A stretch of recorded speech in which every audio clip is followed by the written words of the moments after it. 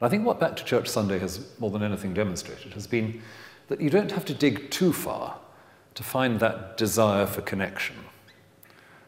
A memory, a vague memory of connection in the past, which might have been as systematic as going to Sunday school for several years every week, and might have been as distant as a good memory of a family funeral. But Back to Church Sunday plugs into all that. It plugs into the sense people have that if they knew how to do it, they wouldn't mind being a bit better connected. And what is offered, I think, is simply, well, this is not rocket science. We can help you answer that question, because we know this is something that, given a simple means of responding, you'll warm to.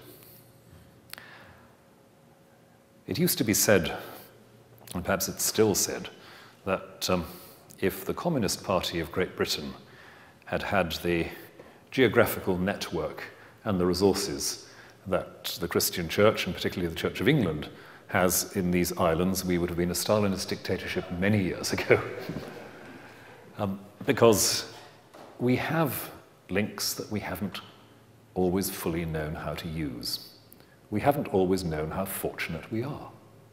We haven't known how much buried connectedness there still is. And to take another example that I've often used in this connection, from my time again in South Wales, a church at a time of trauma for a community, in the wake of a very tragic and horrible murder of a young girl within the parish, a church which at a strategic moment simply opened its doors, found that connectedness there was immensely powerful.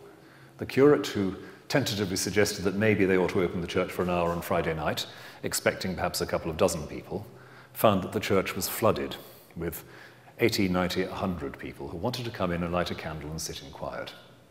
The connection was there, it just needed galvanizing. People wanted to know, was there a simple way of bringing connections alive? And it seems to me that as a matter of strategy at the moment, the Church of England has to go on working at that particular frontier. We are working, thanks be to God, in all sorts of ways with fresh expressions and so on, to reach the unreached and the never reached. But we're also working more and more intelligently, more and more strategically, at galvanizing the connections that are already there. The Weddings Project, I hardly need to remark, is part of that, a crucial part of that. Back to Church Sunday is another part of it, the work that's evolving at the moment, which we've just committed to.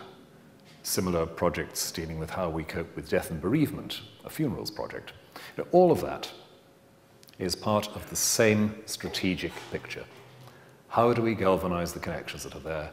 How do we offer that simple answer to people who say, well, if I knew how to do it, I wouldn't mind being better connected?